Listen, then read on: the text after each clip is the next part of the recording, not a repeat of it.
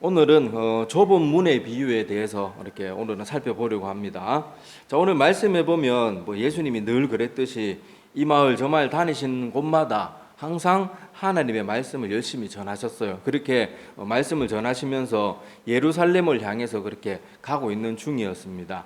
자, 그래서 하나님께서 이렇게 이 땅에 계시는 동안 바로 하나님이신 그분이 항상 가르치는 일에 힘썼다는 것 자체는 우리도 이 땅에 사는 동안 항상 하나님의 말씀으로 배움받는 걸 무엇보다 중요하게 여겨야 됩니다. 그래서 우리 기독교에서 모든 예배 시간 중에 말씀 나누는 시간이 가장 많은 시간적으로도 할애를 하고 있잖아요.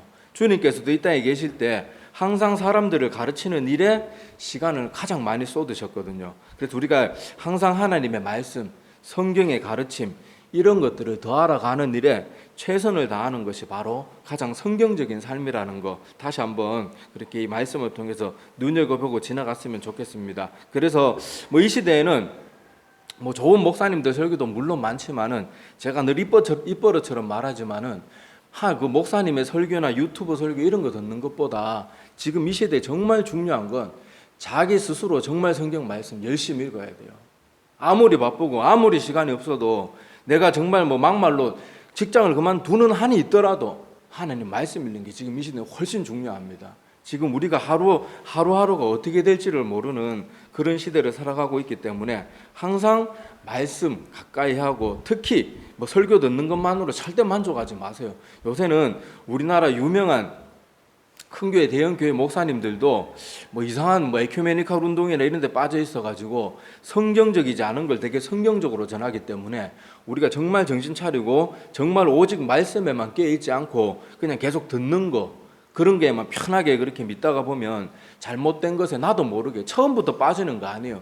차츰차츰 빠집니다. 그러니까 우리가 마지막 이 시대에 성경 읽는 일에 정말 열심을 다해야 되는 거 다시 한번 꼭 기억했으면 좋겠고, 하여튼 예수님은 하나님이시면서도 이 땅에 계실 때 능력으로 사람 강제로 바꾼 거 아니에요. 계속 말씀으로 사람들을 깨우치시고 그렇게 돌이키셨다는 것을 다시 한번 눈여겨보았으면 좋겠습니다.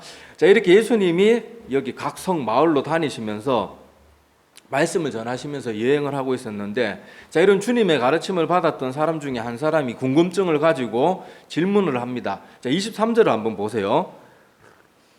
자, 23절의 말씀을 보면 이 사람이 무엇을 물었어요?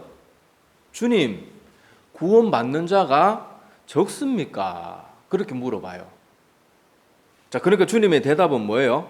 24절에 보면 마지막 부분이면 답이 딱 나옵니다. 들어가기를 구하여도 못하는 자가 많으리라. 답은 이미 이거예요. 하나님 나라에 들어가는 사람은, 들어가고 싶어하는 사람은 많은데 못 들어가는 사람이 많다는 말은 결국 하나님 나라에 들어가는 사람이 적단 말이에요, 많단 말이에요. 대부분의 사람은 못 들어가니까 구원받는 사람은 적습니다. 그리고 성경의 다른 여러 가르침들까지 종합해보면 구원받는 사람 아주 적어요. 근데 우리는 그렇게 생각 안 하잖아요. 다 교회만 나오면 구원받는 것처럼 생각하는데 이건 정말 우리가 다시 한번 생각해 봐야 될 문제고, 또 지금 우리가 틈날 때마다 예수님의 비유를 지금 살펴보고 있잖아요. 근데 예수님의 비유는 우리 흔히 세상 사람들 아무 생각 없이 들을 때는 세상 사람들 안 믿는 사람들에게 주님이 가르치신 거라고 이렇게 생각하는데 천만의 말씀입니다. 예수님의 모든 비유는요, 하나님의 백성들에게 주신 말씀이에요. 그리고 그냥 하나님의 백성도 아니고 먼 길을 주님의 말씀을 듣기 위하여서 먼 길 오는 것도 마다하지 않고 열심을 가지고 주님 앞에 나왔던 그 사람들에게 했던 말이 주님의 비유의 말씀들이라는 거, 앞으로도 제가 비유 말씀드릴 때마다 이거 까먹을 수도 있으니까 자주 말씀드릴 거예요. 주님의 모든 비유의 말씀은 다 하나님의 백성들, 그것도 그냥 예수라는 사람이 있는가 보다 집에서 그냥 빈둥빈둥 노는 사람한테 한 게 아니에요. 열심을 가지고 주님 앞에 나온 그 사람들 앞에서도 구원받는 사람이 적다고 하는 거예요. 그러니까 우리 이런 것도 한번 염두에 두고 그렇게 보셔야 됩니다. 자, 그래서 우리는 자꾸만 구원받는 거에 대해서 안일한 생각을 가지고 있어요. 저도 막연하게 그냥 어렸을 때 아무 성경도 안 읽고 그냥 대충 신앙생활 할 때는 다 구원받는 줄 알았어요. 심지어 안 믿어도 착한 사람은 하나님이 특별히 사랑이 많으니까 설마 구원해 주시겠지, 그런 생각까지 가졌어요. 근데 성경을 읽어보니까 전혀 그렇지 않아요. 우리의 생각은 늘 뭐 교회 오면 늘 듣는 말이 그거잖아요. 하나님은 사랑이 많은 분이다. 오직 믿음으로만 구원받기 때문에 우리의 삶의 모습은 아무런 상관도 없다. 그리고 우리를 위해 십자가도 지신 그 주님께서 설마 우리를 버리시겠냐? 걱정하지 마라. 우리의 구원은 이미 예정돼 있다. 맨날 그런 말만 들어요. 물론 지금 제가 방금 읊은 그 말들이 다 진짜예요. 그런데 중요한 건 뭔가 하면 성경의 진리들을 하나하나만 따와가지고 적용하면 안 된다는 거예요. 그게 바로 사람들이 망하는 길로 가는 지름길입니다.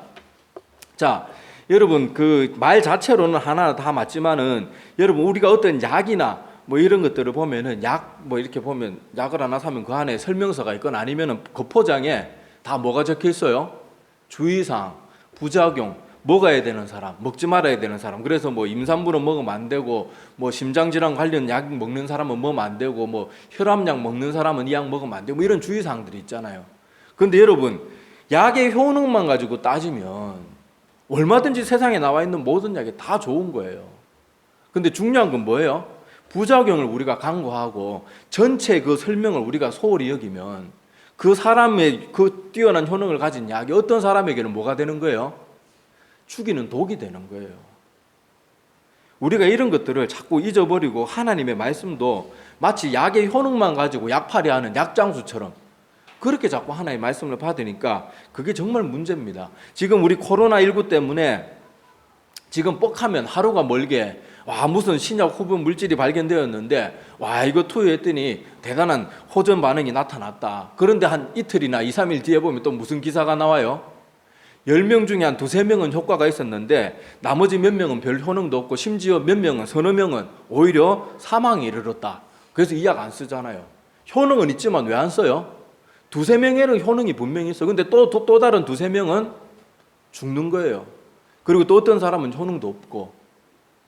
우리는 하나님의 말씀을 받을 때 모든 것을 지혜롭게 균형 있게 그리고 하나님이 주시는 모든 말씀을 다 받는 것이 가장 지혜로운 그런 모습입니다. 그래서 우리가 우리 약을 먹거나 복용할 때도 귀찮다고 이렇게 부작용이나 주의사항 읽지도 않고 막 대충 잘못 쓰다가는 그게 잘못하면 큰일이 될 수도 있듯이 지금 이 시대의 사람들도 하나님의 말씀을 들을 때 이미 이 주의사항이나 모든 것이 성경에 다 자세히 기록이 돼 있어요. 근데 이 성경이 귀찮잖아요. 사람들 약 설명서도 잘 안 읽어보잖아요.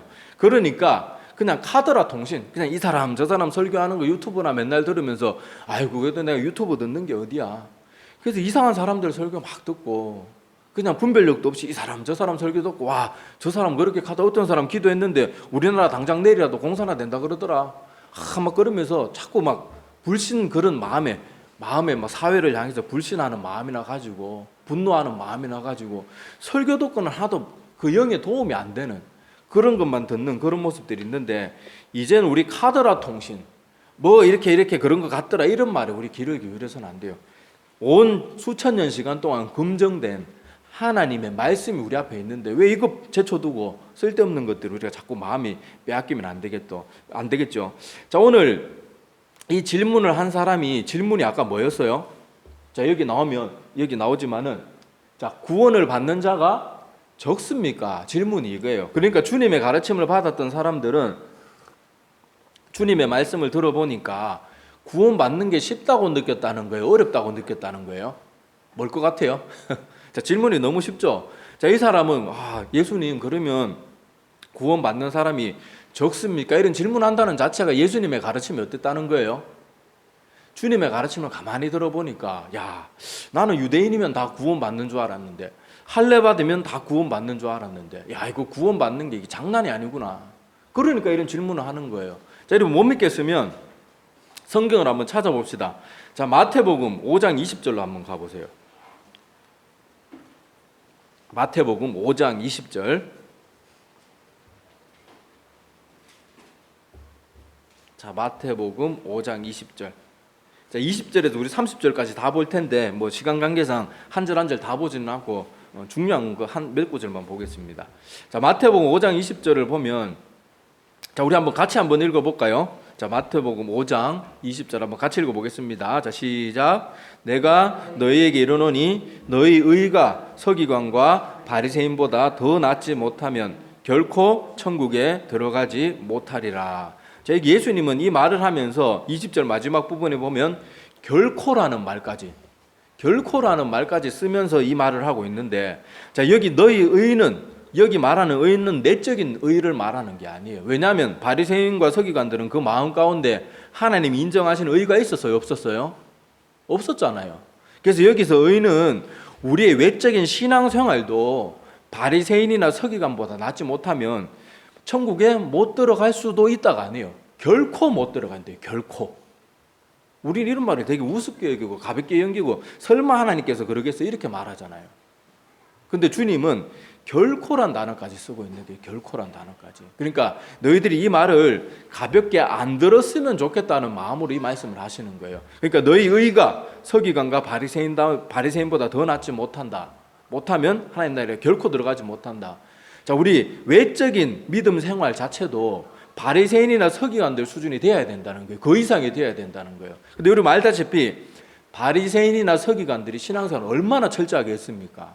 일주일에 2번 금식하고 11조나 헌물 반드시 드리고, 또 가난한 사람들이, 힘든 사람들, 모든 사람이 보는 앞에서 잘난 척하려고 하긴 했지만은 그래도 항상 가난한 사람들 돕고 힘든 이웃들 돕고, 그게 자기들이 정말 원해서 했든지 안 했든지 간에 하여튼 여기서 말하는 의는 외적인 의를 말하는데, 자, 그렇게 철저하게 신앙생활을 했는데 그럼에도 불구하고 바리새인들과 서기관들은 하나님의 나라에 들어가지 못할 뿐더러 하나님을 대적하는 자리에까지 나갔어요. 그런데 우리 하나님을 믿는다는 사람들은 바리새인이나 서기관들이 외적인 지켰던 그 의도 그들의 수준을 뛰어넘어야 된다는 거예요.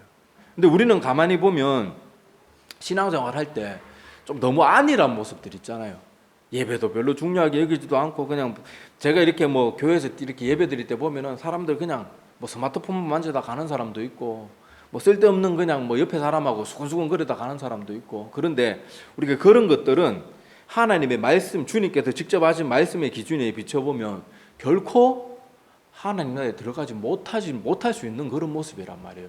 되게 두렵죠. 자, 이런 주님의 가르침들이 주님께서 가는 곳마다 그렇게 말씀했단 말이에요. 자, 그리고 22절을 한번 보세요.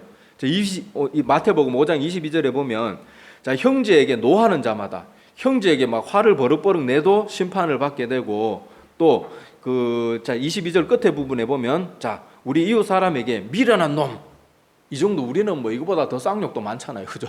우리 막 열받으면 막 욕하는 그런 습성들이 있는데, 자, 미련한 놈이라고 해도 어디에 들어간대요?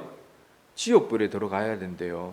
자, 그리고 또 28절, 29절, 30절은 우리가 많이 아는 내용인데, 자, 우리가 죄를 짓게 하거든 팔이고 다리고 눈이고 다 자르고 빼버리래요. 왜냐하면 그렇게 죄를 지으면 하나님 나라에 들어갈 수 없으니까. 자, 그리고 이제는 성경 찾지 말고 다음 한번 구절 봅시다. 자, 여기 보면 주님께서 뭐라고 말하는가? 누가복음 9장 59절에서 62절 말씀인데, 자, 주님께서 어떤 사람에게 나를 따르라 그렇게 말을 하니까 그 사람이 대답을 합니다. 내 아버지 장사 이제 돌아가신 지 얼마 안 돼가지고 지금 장사를 지내야 되는데 요것만 하고 가겠습니다. 자, 이렇게 말하니까 60절에 주님이 뭐라고 대답해요? 너 그거 신경 쓰지 마라. 이거는 사람이라면 아버지가 죽었는데 어떻게 그 자리를, 아무리 급한 일이 있어도 그 자리를 뜰 수 있겠어? 근데 주님은 뭐래요? 단호해요. 그 사람에게 나를 따르라 그랬는데 아버지 장사만 지내고 가겠습니다. 며칠만 시간을 주십시오. 그런 식으로 말을 했겠죠. 자, 그런데 주님은 단호합니다. 너는 지금 그거 신경 쓸 때가 아니다. 세상에 아버지 장사 지내는 것보다 더 큰 일이 어디 있어요, 우리 인간사에 있어서. 그런데 그거 신경 쓸 때가 아니고, 너는 죽은 사람들은 그냥 죽은 사람들, 여기도 죽은 사람들이 영적으로 죽은 사람들을 말하겠죠. 그 사람들이 알아서 하게 놔두고 너는 지금 나를 따르라. 그리고는 뭐라고 말하는가 하면 가서 하나님 나라를 전파하라. 그렇게 가르치고, 또 61절에 보면 내가 주를 따르겠나이다마는 나로 먼저 내 가족을 작별하게 허락하소서 이렇게 말하니까, 아니 지금부터 주님 따라 나서면 언제 죽을지도 모르고 어떻게 될지 모르는데 가족하고 인사만 하고 오겠습니다 그렇게 말하는데, 주님은 여기서도 굉장히 매몰차게 말합니다. 자, 62절에 뭐라고 적혀 있어요? 예수께서 이르시되 손에 쟁기를 잡고 뒤를 돌아보는 자는 하나님 나라에 합당하지 않다. 되게 단호하죠. 자, 그리고 다른 말씀도 볼게요. 자, 여기 보면 자, 무릇 누가복음 14장 26절 27절이에요. 자, 무릇 내게 오는 자가 자기 부모와 처자와 형제와 자매와 더욱이 자기 목숨까지 미워하지 아니하면 능히 내 제자가 되지 못하고 누구든지 자기 십자가를 지고 나를 따르지 않는 자도 능히 내 제자가 되지 못하리라. 자, 5장 20절 이거는 뭐 아까 우리 한번 다시 읽었지만은 우리 의가 바리새인 기관이나 바리새인들보다 더 낫지 못하면 결코 하나님 나라에 들어갈 수 없다고 그렇게 말을 하고 있는 거예요. 자, 이런 주님의 가르침들이 평소에도 주님께서 늘 가르치신 말씀인데, 자, 이런 말 딱 들으면 어떻게 해요? 막연하게 아이고 교회만 나오면 다 구원 받겠지 이렇게 생각했다가 주님께서 이 땅에서 직접 하셨던 말씀을 보면요, 무서워요. 제가 처음 성경 읽었을 때 느꼈던 감정도 무섭다는 감정, 그리고 또 하나 제가 뭐 전에도 말씀드렸잖아요, 되게 배신감 느꼈어요. 교회에서 내가 이때까지 이런 말씀 들어본 적이 없는데 맨날 구원 쉽게 받을 수 있는 것처럼 얘기하고 막 이렇게 하나님 나라에 들어가는 게 힘들고 이렇게 열심히 하루하루 살아야 되는 것이라는 거 우리 몰랐는데, 그냥 뭐 여름 성경학교 나와서 그냥 뭐 노래만 몇 곡 부르고 이러면 다 구원 받는 줄 알았는데 아니라는 거예요. 그리고 주님께서 다시 말씀드리지만 이런 말을 했을 때도 안 믿는 사람들에게 한 게 아니고 열심히 잘 믿는 사람들에게 이런 말을 했단 말이에요. 자, 그래서 우리가 이런 말씀들을 보면서 그렇게 좁은 문으로 들어가기를 힘쓸 줄 아는 그런 모습이 돼야 됩니다. 자, 여기 보면 주님께서 좁은 문으로 들어가기 위해서는 힘쓰라고 표현하고 있어요. 여기 보면 힘쓰라고 돼 있죠, 그죠? 자, 힘쓰라고 돼 있고 너희에게 이르노니 들어가기를 구하여도 못하는 자가 많다 이렇게 말했는데, 자, 여기 보면 여기 들어가기를 구한다, 여기 구한다는 단어가 어떤 단어를 쓰는가 하면 우리는 구한다는 단어가 그렇게 강렬한 단어가 아니잖아요. 그런데 성경 원문에 구하다라는 단어의 뜻은 어떤 의미를 가지고 있는가 하면 열망, 갈망하다, 그리고 인내하다, 그리고 추구하다. 그러니까 하나님 나라에 들어가기를 정말 인내를 하고 막 갈망을 하고 막 하여튼 들어가기 위해서 애를 써도 들어가지 못하는 사람이 많다는 거예요. 자, 그런데 우리가 이런 말씀들을 보면서 이제 우리가 지금 우리의 믿음의 모습이나 신앙생활의 모습을 한 번쯤은 돌아보고 점검해 볼 필요가 있다는 거예요. 주님은 우리는 물론 우리 믿음으로 구원받습니다. 믿음으로 구원받지만은 믿음으로 구원받는 그 사람의 일상 가운데는 이런 치열함이 있어야 돼요. 그게 진짜 믿음이라는 거예요.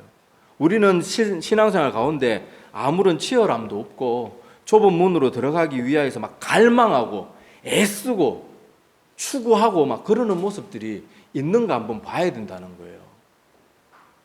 그렇게 해도 들어가지 못하는, 여기 구하여도 그렇게 갈망하고 인내하고 추구하고 막 자기의 모든 걸 내려놓고 애써도 들어가지 못하는 사람들이 많을 거라고 말하는데, 아까도 말했다시피 우리가 지금 하나님 앞에 예배드리는 예배 생활의 모습이나 일상생활 가운데 우리의 모습을 가만히 돌아보면 너무 부족한 게 많아요. 너무 부족한 게.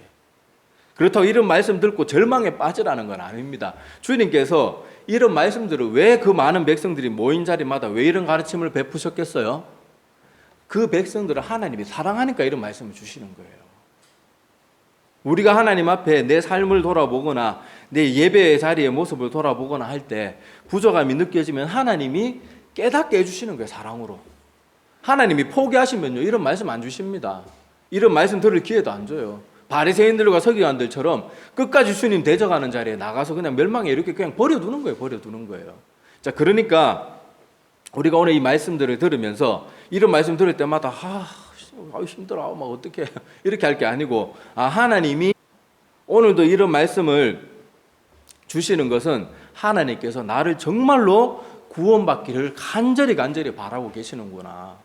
그 하나님의 사랑을 깨달아야 돼. 사람들은 하나님의 말씀이 이렇게 귀한 말씀들이 주어지면 어떤 반응을 보이는가 하면 또 저 말씀이야. 힘들어. 짜증나. 막 이렇게 반응하는데 그게 아니에요.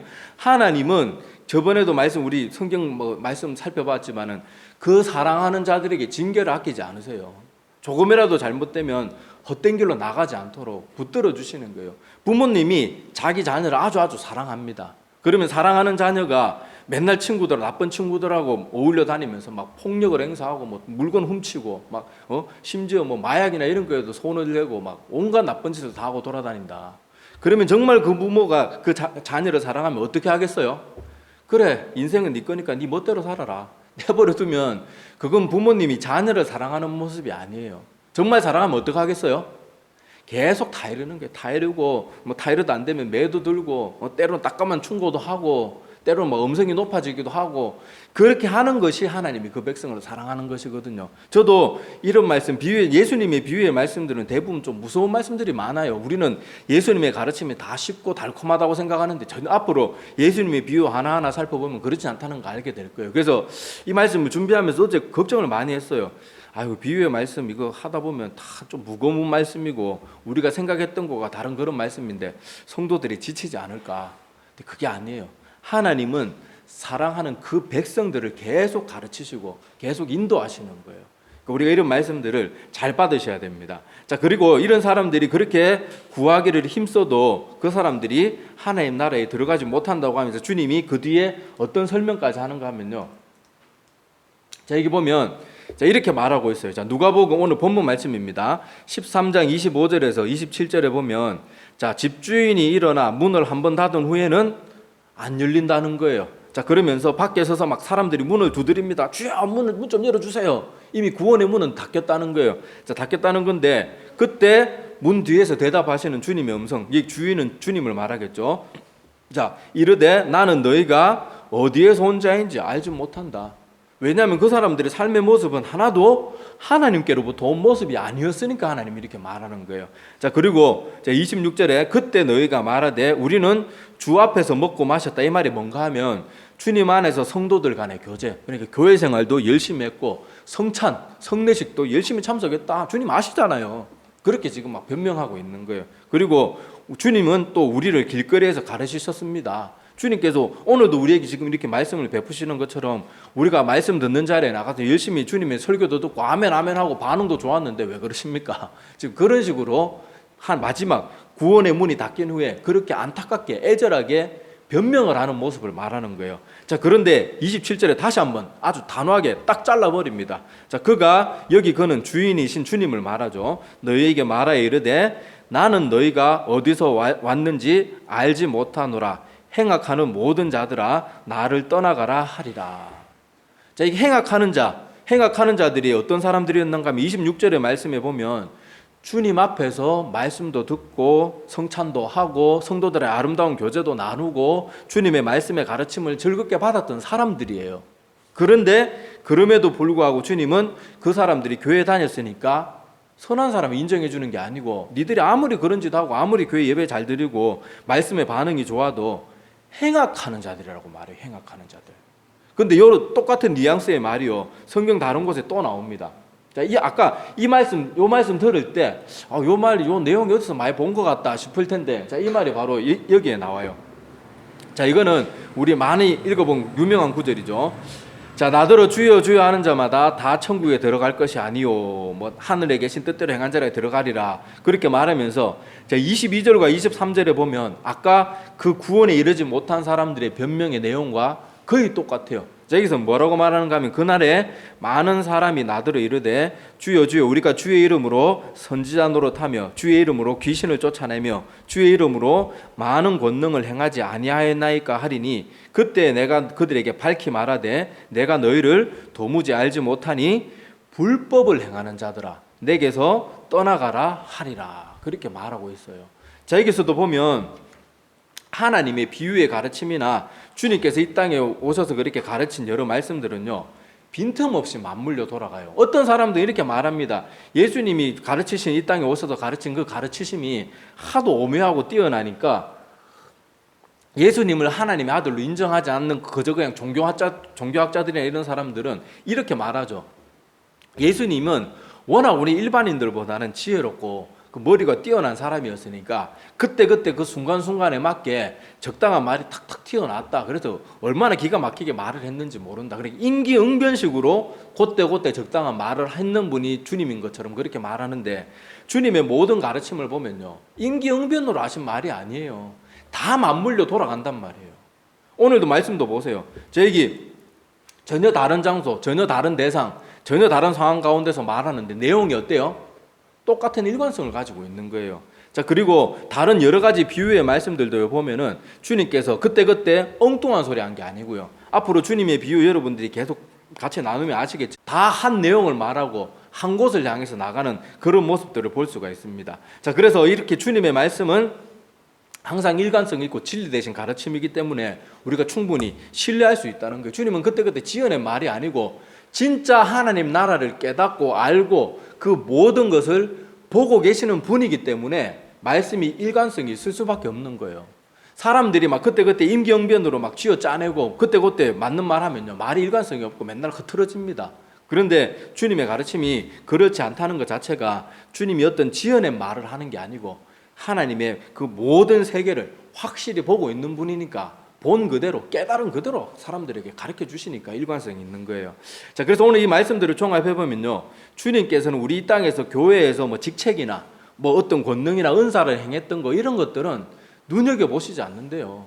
그건 하나님이 주신 능력이니까 그냥 우리가 순종하면 행하면 되고, 주님께서 마지막 심판의 기준으로 보는 건 뭔가 하면은 우리 삶의 모습이래요. 삶의 모습. 그렇게 본다고 하는데, 자, 그래서 주님은 우리에게 이런 비유들의 말씀을 주시고 나서 뭐라고 말하는가 하면 좁은 길로 가기를 힘쓰라고 말해요. 좁은 길로 가기를 힘쓰라. 최선을 다하고 막 그렇게 하라는 거예요. 그래서 우리 하나님 말씀 들었을 때 막 신학 이론 따져가면서 우리는 오직 믿음으로만 구원받는데 여기서 말하는 주님의 가르침 행위 구원론 같은데 이 말씀 우리가 받으면 안 되겠다. 이런 식으로 하나님 말씀 앞에서 감히 재단질하지 말라는 거예요. 주님께서 어떤 말씀을 주시고 가르치셨으면 우리는 그 말씀 그대로 받고 순종하면 되는 거예요. 언젠가부터 사람들이 자꾸 주님의 가르침을 신학이라는 말로 재단질을 해요. 그리고 요거는 받으면 되겠다, 요거는 안 받아도 되겠다, 그렇게 말하는데 그게 아닙니다. 우리는 주님이 가르치는 말씀 좀 우리의 논리는 내려놔야 돼요. 우리의 신학은 내려놓고 주님께서 이렇게 말하면 우리는 그 뜻을 따라 열심히 살기 위해서 최선을 다하면 됩니다. 그래서 뭐 굳이 저도 맨날 이거 막 신학 따지면서 이렇게 말하는 것도 이제 좀 지치는데, 자, 다시 한번 간략하게 성경 전체의 핵심 주제를 설명을 드리자 그러면, 우리는 모든 사람은 언젠가는 주님의 마지막 심판대 앞에 다 설 거예요. 다 심판대 앞에 서는데 그때 우리의 영생을 받든지 아니면 영벌을 받든지 우리의 믿음을 통해서 판가름이 나는데, 자, 그 믿음은 우리의 주장이나 우리가 교회에서 행했던 직분이나 이런 것들로 우리의 믿음이 채택되어지는 게 아니에요. 마지막 주님의 최후 재판정에서는 우리의 믿음이 뭘로 증거가 되어지고 뭘로 채택을 받는가 하면 우리 삶의 모습으로 그 믿음이 진짜냐 아니냐가 채택되고 아니면은 거부될 거예요. 근데 그래서 어떻게 보면 하나님께서 이렇게 말씀하시는 거, 너희들이 믿음으로 구원받는다고 성경이 분명히 말하고 있지만 또 한편으로는 너희들의 삶의 모습으로 모든 거 결정짓겠다, 최후 심판은 너희들의 삶의 모습대로 하겠다, 그렇게 하는 말들은 바로 그런 이유예요. 믿음과 행함은, 진짜 믿음과 행함은 분리될 수가 없는 거예요. 그래서 주님께서 그렇게 말하니까, 자, 이거는 앞으로 여러분들이 절대 헷갈리지를 말기를 바랍니다. 요즘 현대에 많은 아무 생각 없이 들으면 우리 삶의 모습이 어떠하든지 다 구원받을 수 있다는 것처럼 말하는 그런 잘못된 가르침에 우리가 빠져서는 안 돼요. 오늘 주님의 가르침도 그렇잖아요. 좁은 문을 그 길을 가기 위해서 애쓰는 사람도 구원받는 사람이 겨우 몇 명밖에 안 되는 거예요. 근데 우리는 이 정도면 되겠지, 이 정도면 설마 하나님이 구원해 주실 거야, 자, 이렇게 생각해서는 안 돼요. 자, 그래서 오늘 그렇다면 좁은 길로 가는 것은 뭐고 넓은 길로 가는 것은 뭘까요? 넓은 길은 말 그대로 이 시대에 많은 목회자들이 하는 말들, 많은 사람들이 이 정도면 믿으면 된다고 하는 말들, 그게 바로 넓은 길이에요. 많은 사람들이 아무 생각 없이 이 정도면 돼, 뭐 별나게 믿을 필요 있어, 주일 출석 정도만 하면 되지, 이렇게 생각하는 게 넓은 길을 가는 거예요. 그냥 막연하게 편안하게 길을 가는 거예요. 그럼 좁은 길을 가는 거는 뭐겠어요? 오늘 들은 말씀들, 내 머리에 들은 지식이나 이때까지 배운 신학 이런 거 가지고 하나님의 말씀을 재단질하는 게 아니고 성경에 기록된 하나님의 모든 말씀대로 살기 위해서 애쓰고 몸부림치고, 근데 그렇게 해도 우리 힘으로 안 되잖아요. 그러니까 더 열심히 기도하고 어떻게든 내 삶을 통해서 하나님이 기뻐하셔야 할 텐데, 그래서 내 부족한 모습이 발견되면 마음 아파하고 또 회개하고 또 그리고 더 열심히 살기 위해서 또 노력하고 기도하고 애쓰며 나가는 거, 그게 바로 좁은 길을 가는 게, 그런 좁은 길을 걷는 사람들의 모습인 거예요. 자, 그래서 우리가 이런 오늘 좁은 문의 비유는요, 어떻게 보면 되게 무서운 비유의 말씀이에요. 많은 사람들이 거기를 가기를 애쓰고, 그리고 그 많은 사람들은 하나님을 모르는, 전혀 하나님을 모르는 사람들이 아니고 하나님을 아는 택함 받은 유대인들에게 지금 이 말씀을 하고 있는 것이고, 그 유대인들 중에도 주님 앞에 나와서 말씀을 듣기를 간절히 바라는 열심 있는 사람들에게조차도 주님께서 이렇게 말씀하셨거든요. 너희들이 열심히 거기를 들어가기 위해서, 구한다는 말이 굉장히 간절한 단어라 그랬잖아요. 애쓰고 열망하고 인내하고 추구하고 갈망을 해도 거기 못 들어가는 사람들이 많을 거다라고 말했거든요. 그러니까 우리가 이제는 아니란 신앙생활 걷어버려야 됩니다. 정말 좁은 길을 걷기 위해서 애써야 돼요. 그 좁은 길을 가는 동안 막 이 세상에서 여러 가지 억울한 일도 당하고 힘든 일도 당하고, 좁은 길을 가려고 막 뭐 비유적으로 말하면 비포장길에다가 막 가시덤불이 있고 그런 길일 거예요. 막 끓기고 피가 나고 때로는 막 발목이 막 발이 부르트고 막 발목이 삐고 이러더라도 기어서 가든 어떻게 가든 피를 흘리면서 가든 어떻게 가든 우리는 그 길을 가기 위해서 절대 세상 사람들의 가르침과, 아무리 목회자의 가르침이라도 주님의 가르침과 틀린 것과는 타협하면 안 돼요. 아, 저 목사님, 유명한 목사님이 저렇게 말하는데, 그게 아니고 우리는 주님이 이 땅에서 우리에게 베풀어 주신 그 말씀대로만 바르게 믿고 살아가야 됩니다. 그렇게 우리가 좁은 길을 묵묵히 한 걸음 한 걸음 걷다가 보면 주님께서 우리를 구원의 길로 인도해 주실 거예요. 그렇게 지치는 발걸음 한 걸음 한 걸음 옮기다 보면 마지막 어느 순간 우리가 주님 앞에 서 있을 텐데, 그때 주님이 말할 거예요. 너야말로 정말 내 백성이구나. 너야말로 착하고 충성된 종이구나. 그렇게 인정해 줄 거예요. 그래서 우리가 오늘 이런 주님의 여러 비유의 말씀들은 주님께서 그 백성들을 싫어하고 힘들고 천국 갈 거 포기하라고 이런 말씀 주는 게 아니에요. 이런 말씀을 주셔서 너희가 지금 얼마나 위험하게 신앙생활을 하고 있는지 깨달으라는 거예요. 우리 사랑하니까 이런 말씀 주시는 것이거든요. 그래서 오늘 이런 말씀들을 통해서 다시금 주님의 사랑을 깨닫고 내 삶에 정말 좁은 길을 걷기 위해서 한 걸음 한 걸음 최선을 다하는 모습이 없다면 좀 더 하나님께 힘 달라고 기도하고, 또 우리가 일상 가운데 뭐 그렇다고 우리가 주님 믿으면서 쉬지도 못하고 맨날 애쓰고 맨날 눈물만 흘리면서 신앙생활을 하라는 건 아니에요. 그런데 우리가 좀 더 힘을 내고 더 열심히 내 많은 뭐 잡다한 시간들 그렇게 좀 버릴 시간들 버리고, 그렇게 해서 더 하나님 말씀 보고 신앙생활 잘하기 위해서 애쓰고, 또 아까 우리 의가 바리새인들과 서기관들보다 낫지 않으면 결코 하나님 나라에 들어가지 못한다고 했는데, 내가 내 신앙생활, 내 예배의 모습, 나의 모든 삶의 모습 하나하나가 어떤지도 좀 살펴보면서 그렇게 좁은 길을 묵묵히 걸어가기를 바라고, 또 그렇게 묵묵히 걸어갈 때 하나님이 기뻐하셔서 그 길을 끝까지 걸어갈 수 있는 힘과 기쁨과 평안도 우리에게 충만하게 내려주시기를 간절히 소원합니다. 그런 사람들에게는 마지막 생명의 문이 그렇게 예비되어 있을 것입니다. 네, 기도드리겠습니다.